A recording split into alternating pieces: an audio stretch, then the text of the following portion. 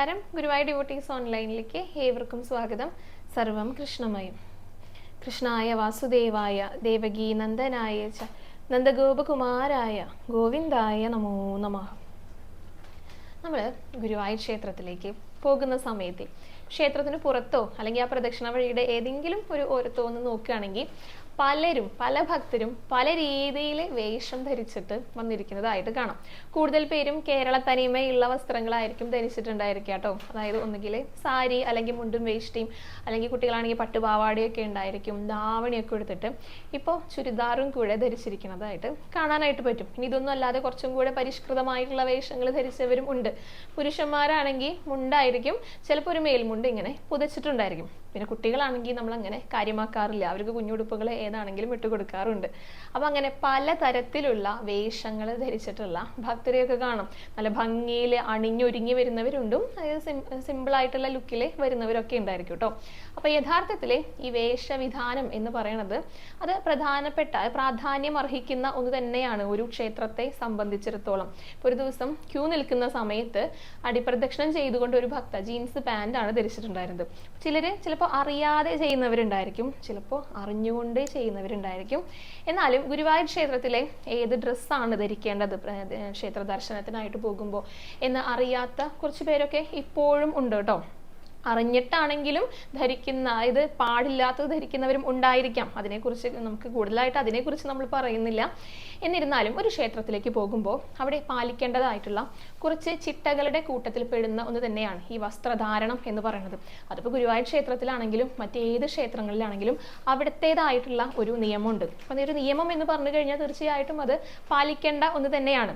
അപ്പോൾ ഈ വസ്ത്രധാരണത്തെക്കുറിച്ചാണ് ഇന്നത്തെ വീഡിയോയിൽ നമ്മൾ പറയാനായിട്ട് പോകുന്നത് കേട്ടോ. ഏതൊക്കെ വസ്ത്രങ്ങളാണ് ധരിക്കേണ്ടത്, ഏതൊക്കെയാണ് ധരിക്കാനായിട്ട് പാടില്ലാത്തത്. ഇത് അറിയുന്ന കുറച്ച് പേരുണ്ടായിരിക്കും, വളരെ ചുരുക്കം പേരുണ്ടായിരിക്കും. അറിയാതെ തന്നെ ശരിയായിട്ട് വസ്ത്രം ധരിക്കുന്നവരും ഉണ്ടായിരിക്കും. അപ്പം എന്തുകൊണ്ടാണ് അങ്ങനെ പറയണത്? ഇതിൻ്റെ പിന്നിലെ എന്തെങ്കിലുമൊക്കെ ഒരു മാനദണ്ഡം ഉണ്ടായിരിക്കുമല്ലോ ഈ വസ്ത്രധാരണത്തിന് പിന്നിൽ. അതിനെക്കുറിച്ചൊക്കെ ചെറുതായിട്ട് ഒന്ന് പറയാമെന്ന് വിചാരിക്കുകയാണ് കേട്ടോ. അപ്പോൾ എന്തായാലും അറിയാത്തവർക്ക് തീർച്ചയായിട്ടും ഉപകാരപ്പെടുന്ന ഒരു വീഡിയോ തന്നെയായിരിക്കും. ഗുരുവായൂർ ക്ഷേത്രത്തിലെ വസ്ത്രധാരണത്തെക്കുറിച്ച് തൊഴാനായിട്ട് പോകുന്ന സമയത്ത് ഏത് വസ്ത്രമാണ് ധരിക്കേണ്ടത് അതിനെക്കുറിച്ച് പറയുന്ന ഒരു വീഡിയോ ആണ്. അപ്പോൾ വീഡിയോ എല്ലാവരും മുഴുവനായിട്ട് കാണാൻ ശ്രമിക്കുക. വീഡിയോയിലേക്ക് കടക്കുന്നതിന് മുൻപായിട്ട് നമുക്ക് അലങ്കാരം പറഞ്ഞുകൊണ്ട് തുടങ്ങാം കേട്ടോ. ഗുരുവായൂരപ്പൻ്റെ ഇന്നലത്തെ അലങ്കാരം തന്നെ ആദ്യം പറയാം. കുറച്ച് ദിവസങ്ങളായിട്ട് കാണാൻ ആഗ്രഹിക്കുന്ന ഒരു അലങ്കാരം തന്നെയായിരുന്നു ഇന്നലെ ഗുരുവായൂരപ്പനുണ്ടായിരുന്നത് കേട്ടോ. ചതുർബാഹുവായിട്ടുള്ള ശംഖുചക്ര ഗദാപത്മത്തോട് കൂടിയിട്ടുള്ള നാരായണനായിട്ടായിരുന്നു ഇന്നലെ ഭഗവാനെ ചാർത്തിയിട്ടുണ്ടായിരുന്നത്. വളരെ മനോഹരമായിട്ട് ചാർത്തിയിട്ടുണ്ട് കേട്ടോ. നല്ല തിളക്കമുണ്ട്. ഭഗവാനെ ദൂരെ നിന്ന് നോക്കുമ്പോൾ തന്നെ നമ്മുടെ മനസ്സിലേക്ക് ആ ചിത്രം പൂർണ്ണമായിട്ട് ഉൾക്കൊള്ളാനായിട്ട് സാധിക്കും. അത്രയും നന്നായിട്ട് അണിയിച്ചൊരുക്കിയിട്ടാണ് ഭഗവാൻ. കുഞ്ഞു ഭഗവാനാണ്, പക്ഷെ 4 തൃക്കൈകളായിട്ടുള്ള നാരായണ ഭാവത്തിലായിരുന്നു ഇന്നലെ ഭഗവാന്റെ അലങ്കാരം ഉണ്ടായിരുന്നത്. 3 തിരുമുടിമാലകളായിരുന്നു കേട്ടോ. അതിൽ ഏറ്റവും മുകളിലുള്ളത് നന്ദ്യാർവട്ടപ്പൂക്കളുടെ നടുക്കായിട്ട് കുറച്ച് തെച്ചിപ്പൂക്കൾ കോർത്തിട്ട്, പിന്നെ നടുവിലുള്ളത് മുഴുവനായിട്ടും തെച്ചിയിൽ കോർത്തത്, പിന്നെ ഒരു തിരുമുടിമാല എന്ന് പറയുന്നത് 3 നിറങ്ങളുണ്ട്. തെച്ചിയും തുളസിയും നന്ദ്യാർവട്ടും കൂടെ ചേർന്നിട്ടുള്ള ഒരു തിരുമുടിമാല. പിന്നെ ഒരു ഉണ്ടമാലയുണ്ട്. ആ ഉണ്ടമാല നല്ല തടിച്ചുയർന്നിട്ടുള്ള ഉണ്ടമാലയാണ് കേട്ടോ. അതിൽ തെച്ചിയുണ്ട്, തുളസിയുണ്ട്, താമരയുണ്ട്. അങ്ങനെ നല്ല തടിച്ച ഉണ്ടമാലയ്ക്ക് നടുവിലായിട്ടാണ് നമ്മുടെ ഭഗവാൻ നിൽക്കുന്നുണ്ടായിരുന്നത്. പൊന്നിൻ കിരീടമൊക്കെ ചൂടിയിട്ടുണ്ട്, നെറ്റിയിൽ ഗോപി തിലകുണ്ട്, കാതുപൂക്കളുണ്ട്, കഴുത്ത് നിറയെ മാലകളാണ് കേട്ടോ. അപ്പോൾ നല്ല തിളക്കം. ശരിക്കും ഭഗവാന്റെ ആ ഒരു രൂപം, ചതുർവാഹുവായിട്ടുള്ള ഭഗവാന്റെ രൂപം നമുക്ക് കാണുമ്പോൾ എങ്ങനെയാ തോന്നുക? എത്രത്തോളം അലങ്കരിക്കാൻ സാധിക്കണോ അത്രത്തോളം അലങ്കരിച്ചിട്ടും അങ്ങനെയായിരുന്നു. നല്ല തിളക്കായിരുന്നു. ആ ആഭരണങ്ങളുടെ തിളക്കും ആ വസ്ത്രങ്ങൾ, അതായത് ഉടയാടയുടെ തിളക്കും ഒക്കെ ആയിട്ട് നല്ല ഭംഗിയുണ്ടായിരുന്നു ശ്രീലകത്തേക്ക് അങ്ങോട്ട് നോക്കുമ്പോൾ. 4 തൃക്കൈകളിലെ ഒരു കയ്യിൽ താമര പിടിച്ചിട്ടുണ്ട് കേട്ടോ. യഥാർത്ഥ ഒരു താമരയാണ്, നല്ല പിങ്ക് നിറത്തിലുള്ളത്, നല്ല വലിപ്പത്തിലുള്ളത്. ഇങ്ങനെ വിടർന്ന് ആ കയ്യിൽ ഇങ്ങനെ കൊടുത്തിരിക്കുകയാണ്. പിന്നെ ശംഖും ചക്രവും സ്വർണത്തിൻ്റെയാണ് കൊടുത്തിരിക്കുന്നത്. പിന്നെ ഗദ ചാർത്തിയിരിക്കാം. ആ ഗദയുടെ മുകളിലായിട്ട് സ്വർണത്തിൻ്റെ കസവൊക്കെ ഒട്ടിച്ചിട്ട് നല്ല തിളക്കുണ്ട്. പിന്നെ 4 കൈകളും നല്ല തിളങ്ങം തന്നെയാണ്. അത് കൈവളകളും തോൾവളകളും ഒക്കെ നന്നായിട്ട് ധരിച്ചിട്ട് അത് നന്നായിട്ട് കാണുന്നുണ്ട് കേട്ടോ. അരയിലേക്ക് ഇങ്ങനെയൊക്കെ കെട്ടിയിട്ടുണ്ട്. പിന്നെ സ്വർണ്ണ നിറത്തിലുള്ള കസവുകൾ ആ ഉടയാടയുടെ മുകളിലായിട്ടുണ്ട്. അപ്പോൾ നല്ല സ്വർണ്ണ തിളക്കം. ഭഗവാന്റെ അരയ്ക്കുന്ന ആ പാദം വരെയുള്ള ഭാഗവും നല്ല തിളക്കം തന്നെയാണ് കേട്ടോ. കാലത്തുള്ള വിളക്ക് അണിഞ്ഞിട്ട് അങ്ങനെ നല്ല സുന്ദരനായിട്ട് നമ്മളിപ്പോഴും ഉണ്ണിക്കണ്ണനെയാണ് പറയാല്ലേ. ഉണ്ണിക്കണ്ണനാണ് നിൽക്കുന്നതെങ്കിൽ കൂടിയിട്ട് നമ്മുടെയൊക്കെ സംരക്ഷകനായിട്ടുള്ള നാരായണ ഭാവത്തിലായിരുന്നു ഭഗവാൻ ഉണ്ടായിരുന്നത്. അപ്പോൾ എപ്പോഴും സൗന്ദര്യം എന്ന് പറയുന്നത് നമുക്ക് മാറ്റി വെക്കാൻ പറ്റില്ല, അത്രയും ഭംഗിയായിട്ട് ചാർത്തിയിട്ടുണ്ട്. നല്ല സുന്ദരനായി തന്നെ നിൽക്കുന്ന ഭഗവാനായിരുന്നു കേട്ടോ. അപ്പോൾ എപ്പോഴും ഭഗവാന്റെ ഇങ്ങനെ ഒരു അലങ്കാരം വരുമ്പോൾ നമ്മുടെയൊക്കെ സംരക്ഷകനാണ്, നമ്മുടെയൊക്കെ പ്രാർത്ഥനകൾ കേൾക്കാനായിട്ട് കാത്തു നിൽക്കുന്ന ഭഗവാൻ. ആ പ്രാർത്ഥനകളൊക്കെ കേട്ടിട്ട് അതിൻ്റെ എല്ലാം ദുഃഖങ്ങളാണെങ്കിൽ അതിൻ്റെ പരിഹാരങ്ങളൊക്കെ നൽകാനായിട്ട്, നമ്മുടെ ആഗ്രഹങ്ങളാണെങ്കിൽ അതൊക്കെ സാധിപ്പിച്ച് നൽകാനായിട്ട് നിൽക്കുന്ന ഭഗവാനായിട്ടായിരുന്നു. അപ്പോൾ എല്ലാവരുടെയും ദുഃഖങ്ങൾ ഭഗവാനിൽ സമർപ്പിച്ചോളൂ കേട്ടോ.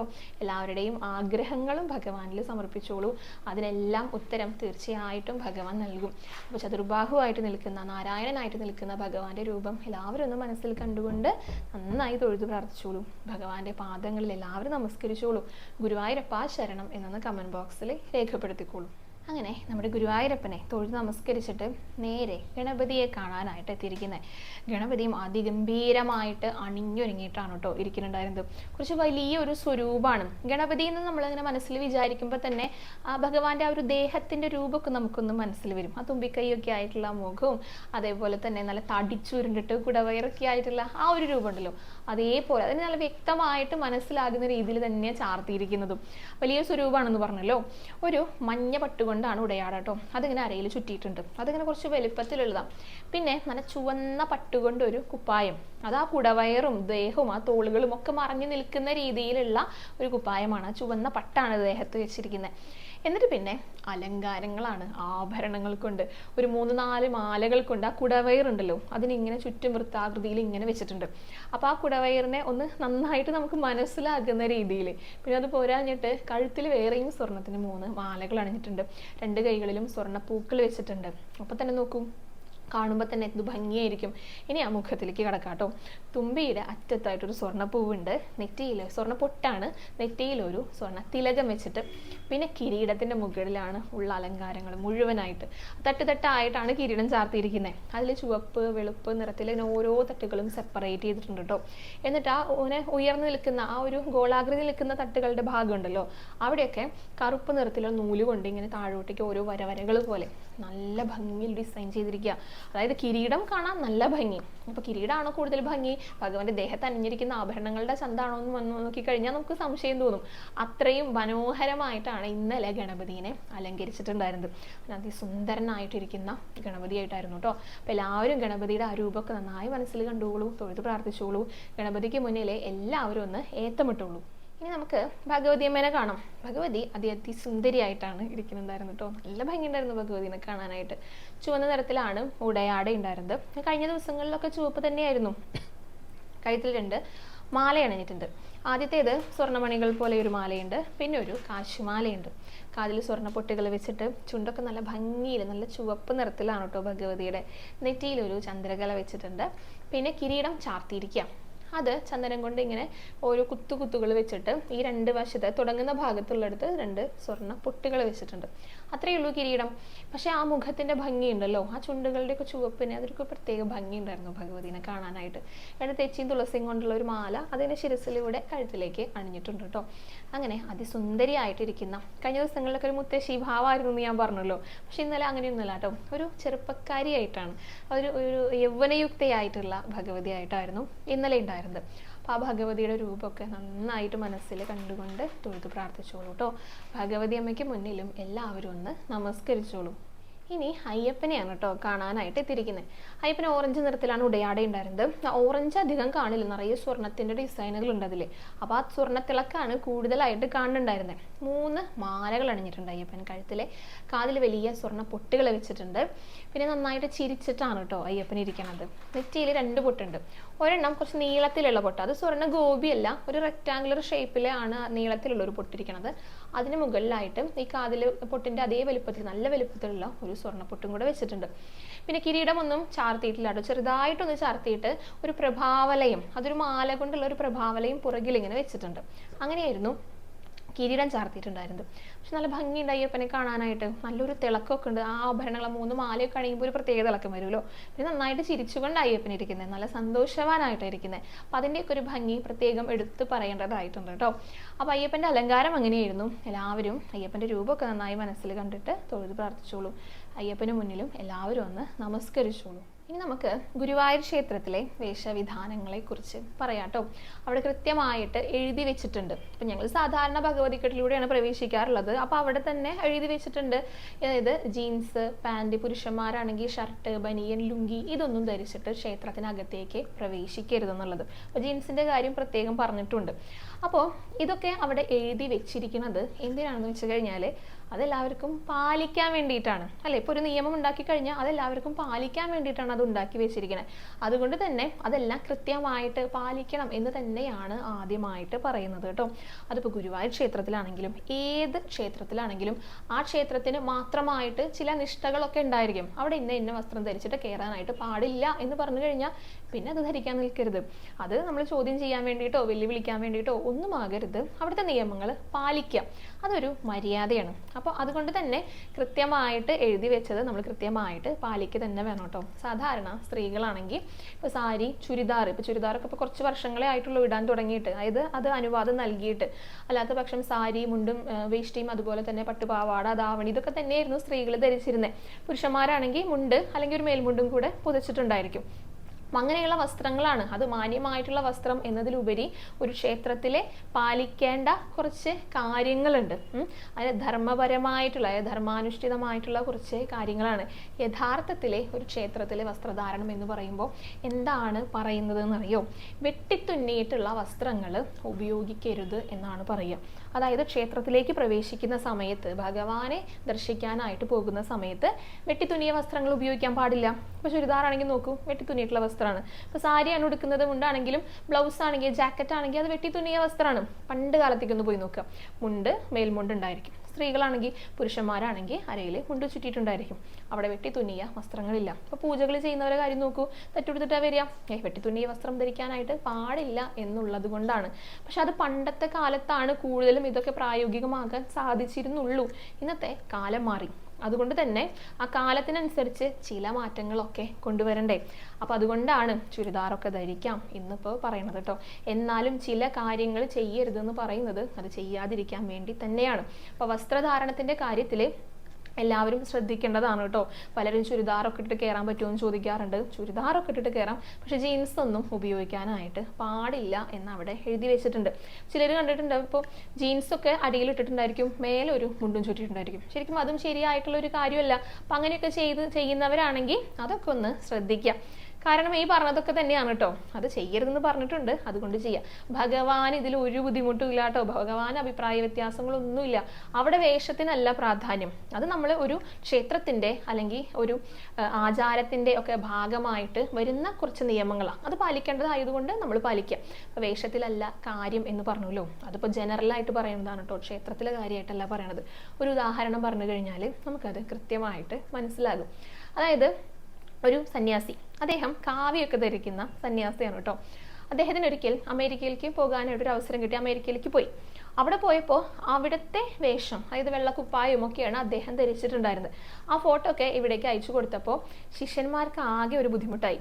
കാരണം കാവ്യം എടുത്തിട്ടാണ് ഇവിടുന്ന് പോയത്, അവിടെ എത്തിക്കഴിഞ്ഞപ്പോൾ വേഷമൊക്കെ മാറി. അപ്പോൾ അത് ശരിയാണോ എന്നാണ് അവർ ഗുരുവിൻ്റെ അടുത്ത് ചോദിക്കുന്നത്. അവർക്ക് ആകെ വിഷമം, അവരാകെ ധർമ്മസങ്കടത്തിലായി, തൻ്റെ ഗുരു തന്നെ ഇങ്ങനെയൊക്കെ ചെയ്യുന്നത് കണ്ടപ്പോഴേ. അപ്പോൾ ഗുരു അവരോട് എന്താ പറഞ്ഞതെന്നറിയോ? കാവ്യം ഉടുക്കേണ്ടത് ശരീരത്തിനെയല്ല, മനസ്സിനെയാണ് കാവ്യം ഉടുപ്പിക്കേണ്ടത് എന്നുള്ളത്. അതായത് നമ്മൾ ശരീരത്തിൽ എന്ത് കാട്ടിക്കൂട്ടിയിട്ടും കാര്യമില്ല, നമ്മുടെ മനസ്സിൽ അങ്ങനെ ഒരു ചിന്തയുണ്ടാകണം.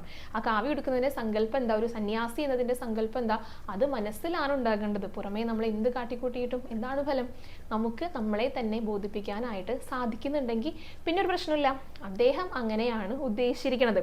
അതുകൊണ്ട് വസ്ത്രം ഏത് ധരിച്ചാലും കുഴപ്പമൊന്നുമില്ല. നമുക്ക് മാന്യമായിട്ടുള്ള വസ്ത്രം ധരിക്കുക എന്നുള്ളതാണ് ഏറ്റവും പ്രധാനപ്പെട്ട കാര്യം. പിന്നെ ഒരു ക്ഷേത്രത്തിലെ അല്ലെങ്കിൽ ഒരു സ്ഥലത്തേക്ക് നമ്മൾ പോകുമ്പോൾ അവിടെ കുറച്ച് ചിട്ടകൾ ഉണ്ടെങ്കിൽ, അവിടെ കുറച്ച് നിയമങ്ങൾ ഉണ്ടെങ്കിൽ അത് അനുസരിക്കുക എന്നുള്ളതാണ്, അത് നമ്മൾ പാലിക്കുക എന്നുള്ളതാണ് ധർമ്മമായിട്ട് പറയുന്നത് കേട്ടോ. ഇപ്പോൾ ഗുരുവായൂർ ക്ഷേത്രത്തിൽ തന്നെ ദർശനത്തിനായിട്ട് വരുമ്പോൾ കൂടുതൽ പേരും ഈ കേരളീയ വസ്ത്രധാരണ ആണല്ലോ. ഇപ്പോൾ പരിസരത്ത് താമസിക്കുന്നവരാണെങ്കിലും അവർ സ്ഥിരം ചുരിദാർ ഉപയോഗിക്കുന്നവരായിരിക്കും. പക്ഷെ ക്ഷേത്രത്തിലേക്ക് വരുമ്പോൾ ചിലപ്പോൾ സാരി അല്ലെങ്കിൽ മുണ്ടായിരിക്കും ഉപയോഗിക്കുന്നുണ്ടായിരിക്കുക. അതായത് സാരി ഉടുത്തിട്ട് അല്ലെങ്കിൽ ചുരിദാർ ധരിച്ചിട്ട് ക്ഷേത്രത്തിലേക്ക് കയറില്ല എന്ന് ശപഥം ചെയ്തിട്ടുള്ള കുറേ പേരുണ്ട്. അതിങ്ങനെ തുടർന്നുകൊണ്ട് വരുന്ന കുറേ പേരുണ്ട്. അതവർ പണ്ട് മുതൽ അങ്ങനെ ചെയ്യുന്നത് കൊണ്ട് അങ്ങനെ തുടർന്നു പോകുന്നു. ശരിക്കും അതിലുള്ള കാര്യം മനസ്സിലാക്കിയിട്ടല്ല. അപ്പൊ രണ്ടുണ്ട് കാര്യം. ഒന്ന് ഞാൻ ആദ്യം പറഞ്ഞത് വെട്ടി തുന്നിയിട്ടുള്ള വസ്ത്രം, അത് ഏറ്റവും കുറവ് വെട്ടിത്തുന്നിൽ വരുന്നത് ഈ സാരിയൊക്കെ ഉടുക്കുമ്പോഴാണ്. അത്രയേ ഉള്ളൂ. നേരെ മറിച്ച് ചുരിദാറാണെങ്കിൽ കുറച്ച് അധികം വരും.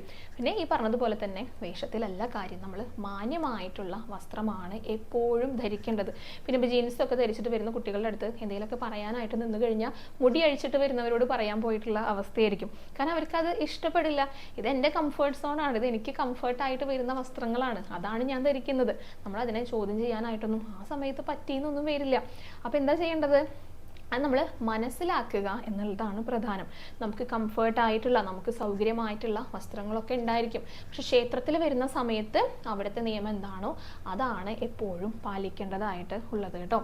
ഇപ്പോൾ വേറൊരു ഉദാഹരണം കൂടെ പറയാം. ഇപ്പോൾ നമ്മൾ ഈ യൂട്യൂബിൽ ഇൻസ്റ്റയിലൊക്കെ റീൽസൊക്കെ കാണില്ലേ, ഷോർട്സൊക്കെ കാണില്ലേ, അപ്പോൾ അതിൽ വന്നിട്ടുള്ള ഒരു വീഡിയോ ആണ് കേട്ടോ. ഒരു ഫാമിലിയിൽ അച്ഛനും അമ്മയും മകളും ഉണ്ട്. അപ്പോൾ ഇവർ ഒരു ഫംഗ്ഷന് പോകാൻ വേണ്ടി, ഒരു കല്യാണത്തിന് പോകാൻ വേണ്ടിയിട്ട് ഒരുങ്ങിയിട്ട് ഇറങ്ങുകയാണ്. അപ്പം അച്ഛനും അമ്മയൊക്കെ സാരി എടുത്ത് വന്നിട്ടുണ്ട്, അച്ഛൻ മുണ്ടും ഷർട്ടൊക്കെ ഇട്ടിട്ട് വന്നിട്ടുണ്ട്. കുട്ടി വരുന്നത് ഒരു സ്ലീവ്ലെസ് ആയിട്ടുള്ള, കുറച്ചൊന്ന് എക്സ്പോസ്ഡ് ഒക്കെ ആയിട്ടുള്ള ഒരു ഡ്രസ്സ് ഇട്ടിട്ടാണ്. അപ്പോൾ ഇത് കണ്ടപ്പോൾ തന്നെ അച്ഛനും അമ്മയ്ക്കും ഒട്ടും ഇഷ്ടമായില്ല. കാരണം ബന്ധുക്കളൊക്കെ വരുന്നതാണ്, അങ്ങനെയുള്ളൊരു ഫംഗ്ഷനാണ്. അപ്പോൾ തൻ്റെ മകള് കുറച്ച് മാന്യമല്ലാത്ത രീതിയിലുള്ള ഒരു വസ്ത്രമാണ്. ആ കുട്ടിക്ക് അത് കംഫർട്ടായിരിക്കും. പക്ഷെ പുറമേ നിന്ന് നോക്കുമ്പോൾ ആ അച്ഛനും അമ്മയ്ക്കും എന്തോ ഒരു നാണക്കേട് തോന്നി. ആ ഒരു പെൺകുട്ടിയുടെ അടുത്ത് പറയുകയും ചെയ്തു, ഈ വേഷം ഇട്ടിട്ടാണോ വരുന്നത്? ഇത് കണ്ടു കഴിഞ്ഞാൽ ആളുകളൊക്കെ നോക്കില്ലേ, ഞങ്ങളെയല്ലേ കുറ്റപ്പെടുത്തുക? ഇത് നമ്മൾ ശരീരം നാണം മറയ്ക്കാനുള്ളതാണ് വസ്ത്രങ്ങൾ എന്ന് പറയുന്നത്, പക്ഷേ ഇത് അങ്ങനെയല്ലല്ലോ ചെയ്തിരിക്കണമെന്നൊക്കെ ചോദിച്ചപ്പോൾ ഈ കുട്ടി പറഞ്ഞു, പറ്റില്ല, ഇത് എനിക്ക് ഇഷ്ടമുള്ള വസ്ത്രമാണ് ഞാൻ ധരിക്കുക, ഇതെൻ്റെ ഇഷ്ടമാണ്, എൻ്റെ കംഫർട്ടാണ്, എൻ്റെ ആഗ്രഹങ്ങൾക്കനുസരിച്ചേ ഞാൻ വസ്ത്രം ധരിക്കുള്ളൂ, അങ്ങനെ പറഞ്ഞു. അപ്പോൾ ഇനി അച്ഛനും അമ്മയ്ക്കൊന്നും പറയാനില്ല, അവരങ്ങനെ പോയി. കുറച്ച് ദിവസങ്ങൾ കഴിഞ്ഞിട്ട് ഈ കുട്ടി കോളേജിലൊക്കെ പഠിക്കുന്ന കുട്ടിയാണ് കേട്ടോ, കുറച്ചൊരു 17-18 വയസ്സായിട്ടുള്ള കുട്ടിയാണ്. ആ കുട്ടിയുടെ കോളേജിലെ ഒരു മീറ്റിംഗ് നടക്കുകയാണ്, പാരൻസ് മീറ്റിംഗ് ഉണ്ടല്ലോ. അപ്പോൾ എല്ലാവരും കൂടെ പാരൻസ് മീറ്റിങ്ങിന് പോകുക. കുട്ടി അണിഞ്ഞൊരുങ്ങി വന്നിട്ടുണ്ട്, ചുരിദാറൊക്കെ ഇട്ടിട്ട്, അമ്മയും സാരി കൊടുത്തിട്ട് ഒരുങ്ങി വന്നിട്ടുണ്ട്. അച്ഛൻ എന്താ വരാത്തെന്ന് ചോദിച്ചപ്പോൾ അമ്മ പറഞ്ഞു, ഇപ്പോൾ വരും, അച്ഛൻ ഒരുങ്ങിക്കൊണ്ടിരിക്കുകയാണെന്ന് പറഞ്ഞു. നോക്കിയപ്പോൾ അച്ഛൻ്റെ വരവ് ഒന്ന് കാണേണ്ടത് തന്നെയാണ് കേട്ടോ. ഒരു കുട്ടി നിക്കറൊക്കെ ഇട്ടിട്ട് ഈ ജീൻസൊക്കെ ഇങ്ങനെ കീറിയിട്ടുള്ള ഫാഷനൊക്കെ ഉണ്ടല്ലോ, അങ്ങനെയുള്ള ഒരു ഡെനിമിൻ്റെ ഷർട്ട് അങ്ങനെയൊക്കെ ഇട്ടിട്ടാണ് അച്ഛൻ വരുന്നത്. ഇത് കണ്ടപ്പോൾ കുട്ടി ശരിക്കും ഞെട്ടിപ്പോയി. എന്താ അച്ഛൻ ഇങ്ങനെ കാണിച്ചിരിക്കണതെന്ന് ചോദിക്കുക. എന്ത് വേഷം ഇട്ടിട്ടാണ് അച്ഛൻ ഒരു മീറ്റിങ്ങിന് വരണതെന്ന് ഈ പെൺകുട്ടി ചോദിക്കുക. അപ്പം അച്ഛൻ അന്ന് ചോദിച്ച ചോദ്യം തിരികെ ചോദിച്ചു, ഇതിനല്ലേ അന്ന് നിന്റെ അടുത്ത് പറഞ്ഞത് ഇങ്ങനെയുള്ള വേഷം ധരിക്കാൻ പാടില്ല എന്നുള്ളത്? ഞാനിത് ധരിച്ചിട്ടേ വരുള്ളൂ, ഇതാണ് എൻ്റെ കംഫർട്ട്, ഇതാണ് എൻ്റെ ഇഷ്ടം എന്ന് പറഞ്ഞു. അപ്പോഴാണ് കുട്ടിക്ക് മനസ്സിലായത് രണ്ടും തമ്മിലുള്ള വ്യത്യാസം, എന്താണ് പാരൻസ് ഉദ്ദേശിച്ചത് എന്നുള്ള ഒരു വ്യത്യാസം അപ്പോഴാണ് മനസ്സിലായത്. അതായത് നമുക്ക് കംഫർട്ടായിട്ടുള്ള വസ്ത്രങ്ങൾ ഉണ്ടായിരിക്കും, പക്ഷെ നമ്മളൊരു സ്ഥലത്തേക്ക് പോകുമ്പോൾ അവിടെയുള്ള രീതികളാണ് നമ്മൾ പാലിക്കേണ്ടത്. നമ്മളിപ്പോൾ ഒരു പുറം രാജ്യത്ത്, ഒരു വിദേശ രാജ്യത്തേക്ക് പോയി, അവിടെ കുറച്ച് നിയമങ്ങൾ ഉണ്ടായിരിക്കും, നമ്മുടെ രാജ്യത്ത് ഇല്ലാത്ത നിയമങ്ങൾ അവിടെ ഉണ്ടായിരിക്കും, അത് നമ്മൾ പാലിക്കണം, അല്ലെങ്കിൽ അവിടുത്തെ ശിക്ഷ കിട്ടില്ലേ. ഇപ്പോൾ പൊതുസ്ഥലത്ത് ഒന്ന് തുപ്പാൻ പോലും പാടില്ല, അങ്ങനെയുള്ളവർക്ക് ഫൈൻ കിട്ടും. പക്ഷെ ഇവിടെ നോക്കൂ, വ്യത്യാസമുണ്ട് രണ്ട് സ്ഥലത്തും. അപ്പോൾ ഏത് രാജ്യത്തേക്ക് പോകുകയാണെങ്കിലും അവിടെയുള്ള നിയമങ്ങൾ നമ്മൾ തീർച്ചയായിട്ടും പാലിക്കണം. ഇപ്പോൾ രാജ്യത്ത് മാത്രമല്ല, നമ്മുടെ നാട്ടിൽ തന്നെ പലയിടത്തും പല രീതിയിലാണ് കാര്യങ്ങൾ, അതൊക്കെ പാലിക്കാൻ വേണ്ടിയിട്ട് ഉള്ളതാണ്. അപ്പോൾ അത് മനസ്സിലാക്കുക, അതിൽ തെറ്റും ശരിയും മനസ്സിലാക്കുക. മുതിർന്നവർ പറഞ്ഞു തരുമ്പോൾ ഇന്ന കാരണങ്ങൾ കൊണ്ടാണ് നമ്മൾ മനസ്സിലാക്കി കഴിഞ്ഞാൽ, അല്ലെങ്കിൽ അവിടുത്തെ നിഷ്ഠകളൊക്കെ പാലിക്കാനുള്ളതാണ് എന്ന് നമ്മൾ സ്വയം മനസ്സിലാക്കി കഴിഞ്ഞാൽ പിന്നെ ഇങ്ങനെയുള്ള പ്രശ്നങ്ങളൊന്നും ഉണ്ടായിരിക്കില്ല.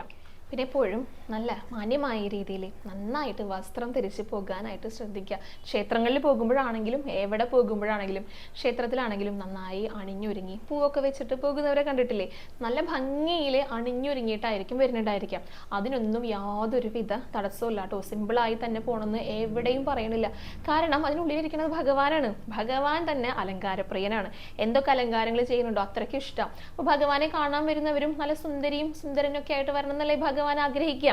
നമ്മുടെ യശോദാമ്മയുടെ കണ്ണനെ കാണാനായിട്ട് ഗോപികമാരെ പ്രകാരമാണോ പോയിരുന്നത്, അതേപോലെ തന്നെ നല്ല ഭംഗിയിൽ അണിഞ്ഞൊരുങ്ങിയിട്ട് ചിത്രപ്പണികളൊക്കെയുള്ള വസ്ത്രങ്ങൾ ധരിച്ചിട്ട് നിറയെ മാലകൾ അണിഞ്ഞിട്ട് കമ്മലുകളും കുപ്പി വളകളും ശംഖ് വളകളും ഒക്കെ അണിഞ്ഞിട്ട് സുന്ദരികളായിട്ടാണ് യശോദാമ്മയുടെ അടുത്തേക്ക് ഗോപികമാര് പോയിരുന്നത്. അതേ സങ്കല്പം തന്നെയാണ് ഭഗവാനെ കാണാനായിട്ട് പോകുമ്പോഴും നന്നായിട്ട് അണിഞ്ഞൊരുങ്ങിയിട്ട് പോകുക. ഈ അണിഞ്ഞൊരുങ്ങലിന് മാന്യതയുണ്ട്, പക്ഷെ മാന്യമല്ലാത്ത വസ്ത്രങ്ങളുണ്ട്. അത് രണ്ടും വ്യത്യാസമുണ്ട് കേട്ടോ. അപ്പോൾ നല്ല രീതിയിൽ വസ്ത്രം ധരിച്ച് ഒരു ക്ഷേത്രത്തിലെ ചിട്ടകളൊക്കെ പാലിച്ചുകൊണ്ട് വേണം എപ്പോഴും ദർശനം നടത്താനായിട്ട്. അവിടെ ഒരിക്കലും നമ്മൾ വെല്ലുവിളിക്കാൻ പാടില്ല. ഇതെൻ്റെ ഇഷ്ടമാണ്, ഇതെൻ്റെ കംഫർട്ടാണെന്നൊന്നും പറഞ്ഞിട്ട് ഒരിക്കലും വെല്ലുവിളിക്കാൻ പാടില്ല. ഒരു ക്ഷേത്രത്തിലെ ആചാരങ്ങൾ, അവിടുത്തെ ചിട്ടകളൊക്കെ പാലിക്കുക എന്നുള്ളതാണ് ഒരു യഥാർത്ഥ ഭക്തന്റെ കടമ. അപ്പം ഇങ്ങനെയുള്ള കാര്യങ്ങൾ ഒരിക്കലും ഒരാൾക്കും അടിച്ചേൽപ്പിക്കാനായിട്ടൊന്നും സാധിക്കില്ല. നമ്മളത് മനസ്സിലാക്കുക, അതിൻ്റെ എല്ലാ വശങ്ങളും മനസ്സിലാക്കിയിട്ട് അതിൽ ഏറ്റവും ഉചിതമായത് ഏതാണോ അത് നമ്മൾ സ്വീകരിക്കുകയാണ് ചെയ്യേണ്ടത്. അപ്പോൾ ഇന്നത്തെ വീഡിയോ ഇവിടെ അവസാനിക്കുകയാണ് കേട്ടോ. എല്ലാവർക്കും എല്ലാം മനസ്സിലായിട്ടുണ്ട് എന്ന് തന്നെ കരുതുകയാണ്. നാമജപം കൂടെ പറയാം. ഇന്നലെ 1,40,641 നാമങ്ങളാണ് ഭഗവാന്റെ തൃപ്പാദങ്ങളിൽ സമർപ്പിക്കാനായിട്ട് സാധിച്ചത്. എല്ലാവരും നാമജപം തുടർന്നുകൊണ്ട് പോയിക്കോളൂ. ഇനി ഇന്ന് തൊഴാൻ പോയ വിശേഷങ്ങളും അലങ്കാരങ്ങളും ഒക്കെ ആയിട്ട് നാളത്തെ വീഡിയോയിൽ കാണാം. ഹരേ കൃഷ്ണ, ഹരേ ഗുരുവായൂരപ്പ.